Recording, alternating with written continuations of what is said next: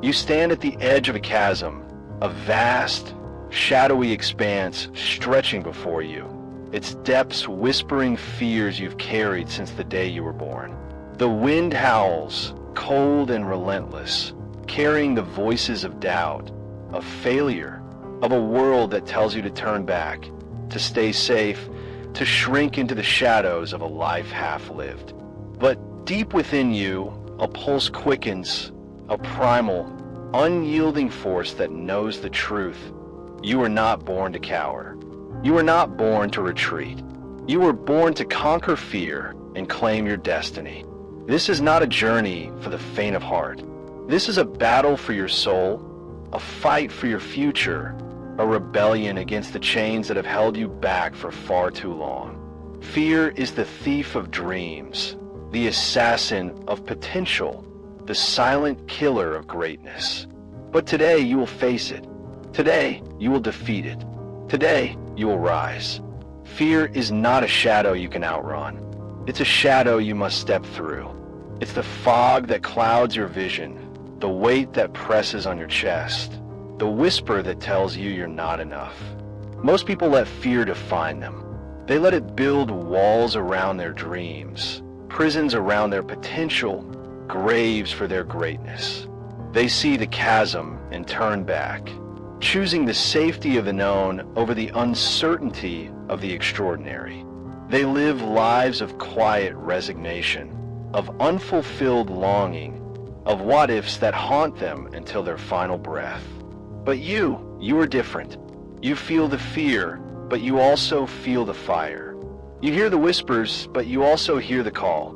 You see the chasm, but you also see the bridge, a bridge built not of stone or steel, but of mindset, of belief, of the unyielding determination to become the person you were always meant to be. Your mind is the battlefield where fear wages its war. It's where every doubt takes root, where every hesitation blooms, where every dream either rises or falls. Most people surrender their minds to fear without a fight. They let the world's noise drown out their inner voice. The endless scroll of comparison, the weight of expectations, the sting of past failures. They believe they are small because society tells them so.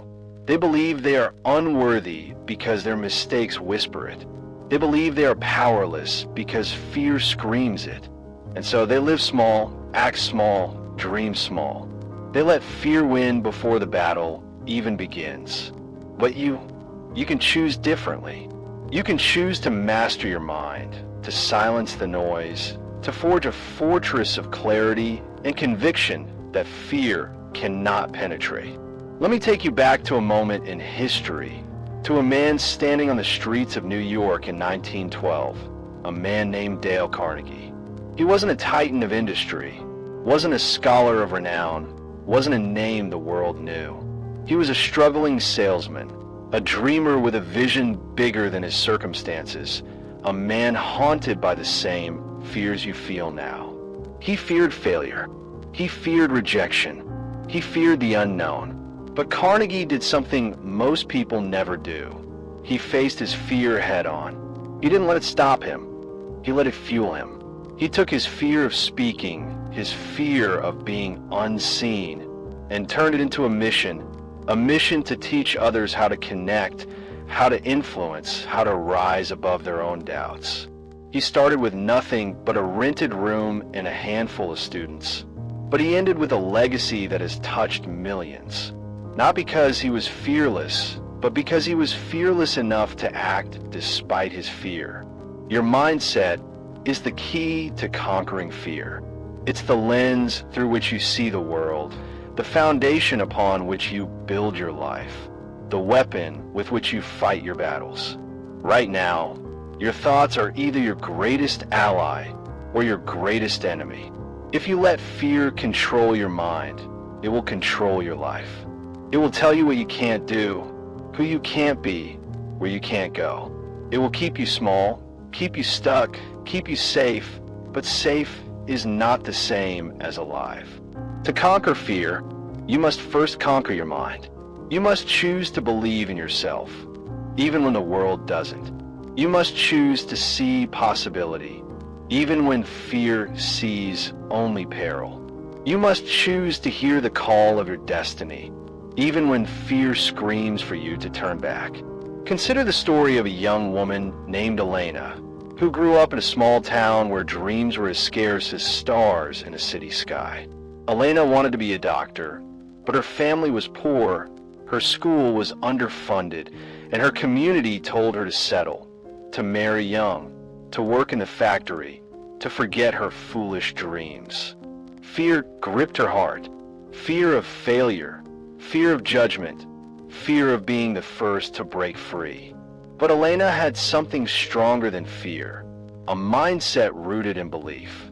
She believed she was capable, even when no one else did. She believed she could learn, even with limited resources. She believed she could succeed, even against the odds. And so, she studied by lamplight, worked odd jobs to pay for books, and applied to scholarships no one thought she'd win. Years later, when she stood in a hospital, saving lives as Dr. Elena, she looked back at that small town, not with bitterness, but with gratitude. Because it was there, in the grip of fear, that she learned to master her mind. Your mindset is not a gift you're born with. It's a choice you make. It's a muscle you build, a fire you stoke, a fortress you construct. Most people let their minds become a playground for fear, a place where doubts run wild, where insecurities take root, where potential withers. They don't do the work. They don't ask the hard questions. They don't face the uncomfortable truths. But you can choose differently. Right now, I want you to pause and ask yourself, what does fear tell you about yourself? What lies does it whisper in the quiet moments? That you're not enough? That you'll fail? That you don't belong? Now ask yourself, what do you believe? Not what fear believes, not what the world believes, but what you know in the deepest part of your soul. Do you believe you are capable? Do you believe you are worthy?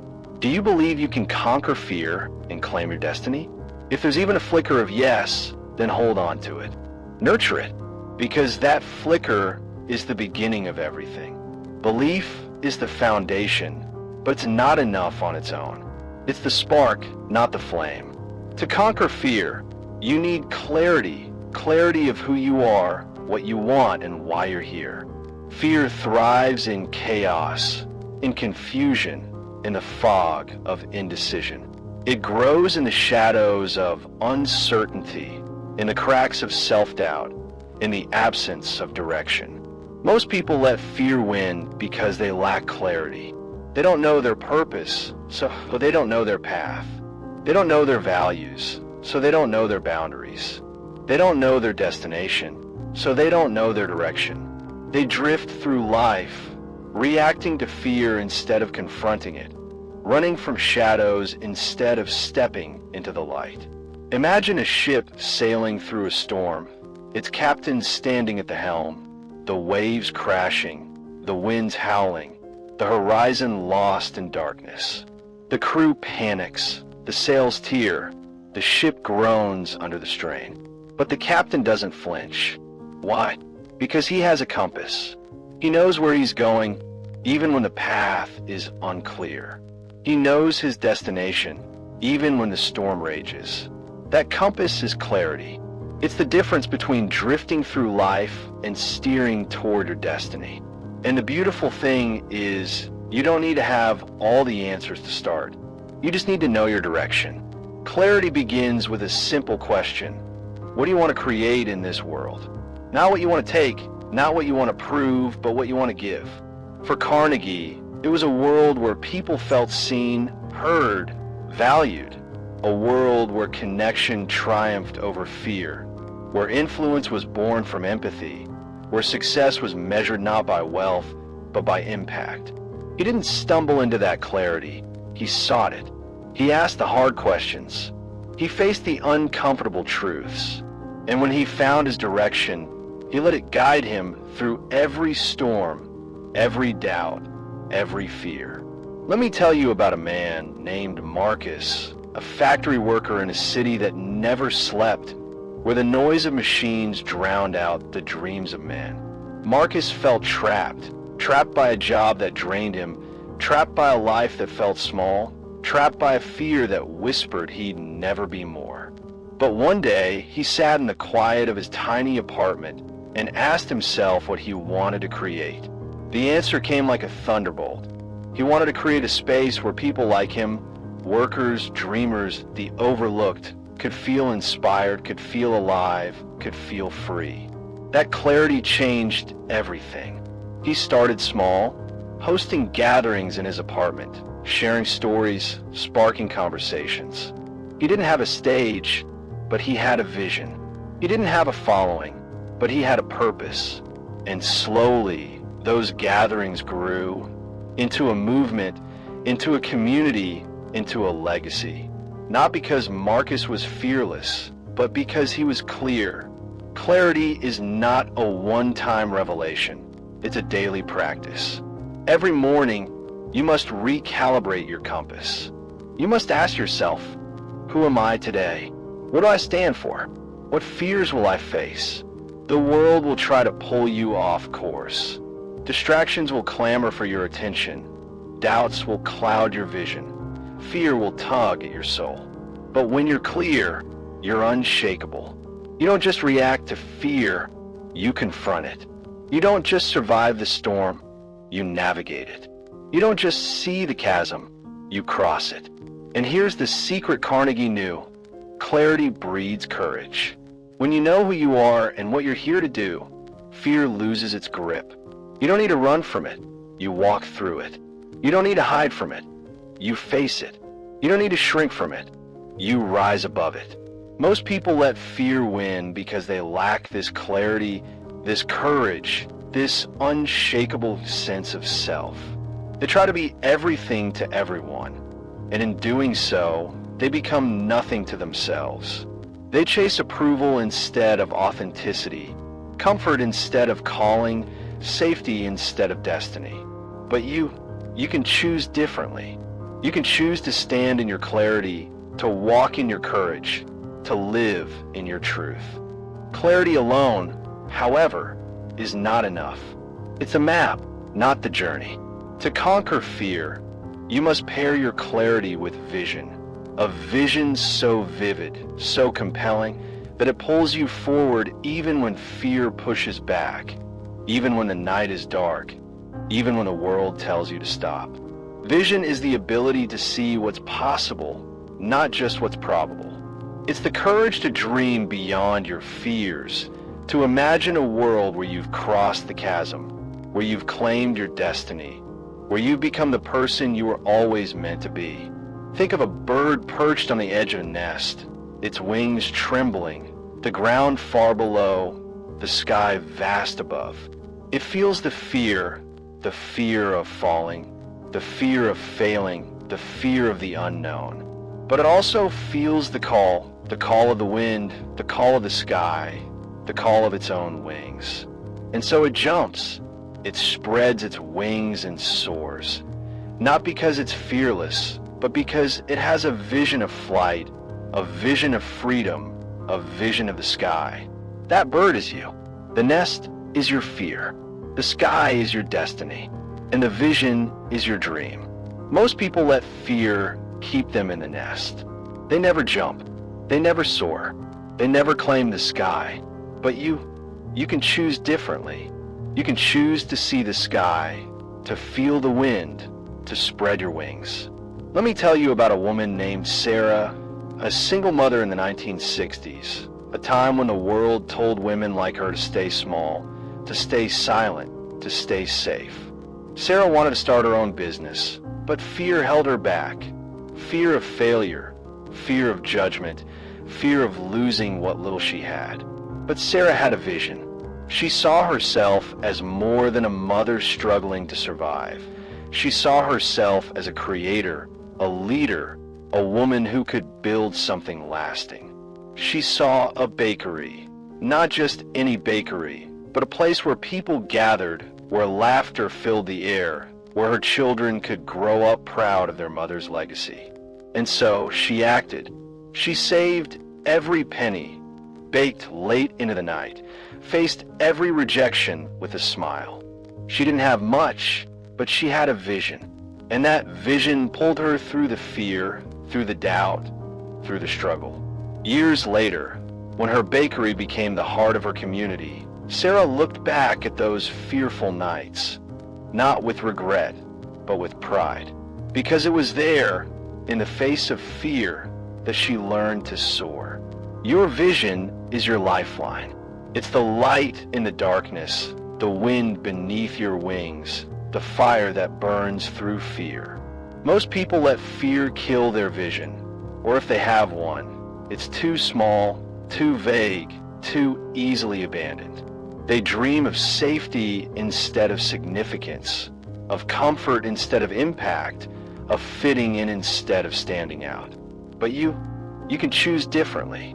You can choose to dream big, to dream bold, to dream beyond the chasm. What do you see when you close your eyes?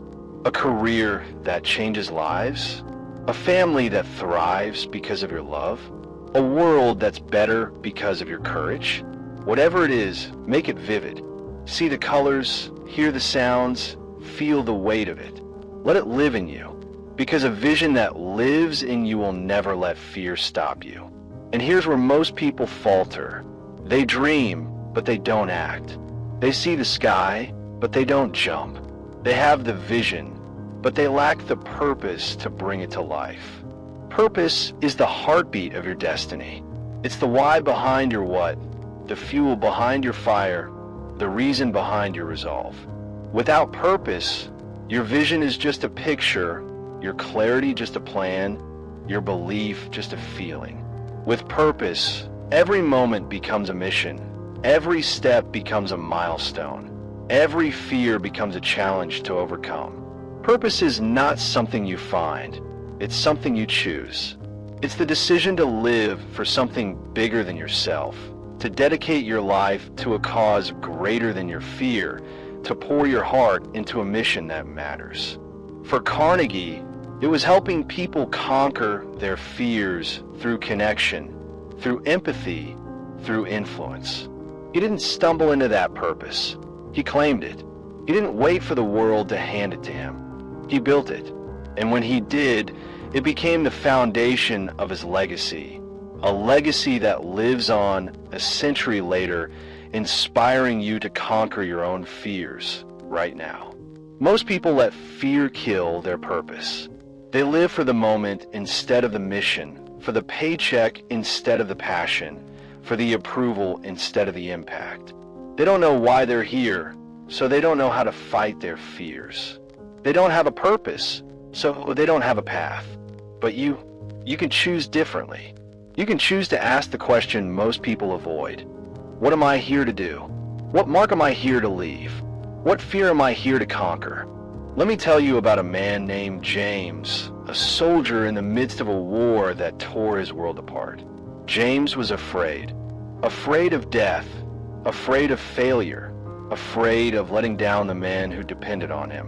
But James had a purpose. He knew why he was there, to protect his comrades, to fight for a future where his children could live in peace, to be a beacon of courage in the face of chaos. And so he acted. He led his men through the fire, through the fear, through the darkness. He didn't have strength, but he had purpose. And that purpose turned him into a hero who saved lives, a hero who inspired a generation, a hero who conquered fear not by avoiding it, but by living through it. Your purpose doesn't have to be loud or dramatic. It can be quiet, personal, fierce in its simplicity. It can be the way you love your family, the way you lead your team, the way you create your art. But once you choose it, it will guide you. It will give you the strength to face your fears, the courage to cross the chasm, the clarity to claim your destiny. Most people let fear stop them from finding their purpose, or if they find it, they let fear stop them from living it.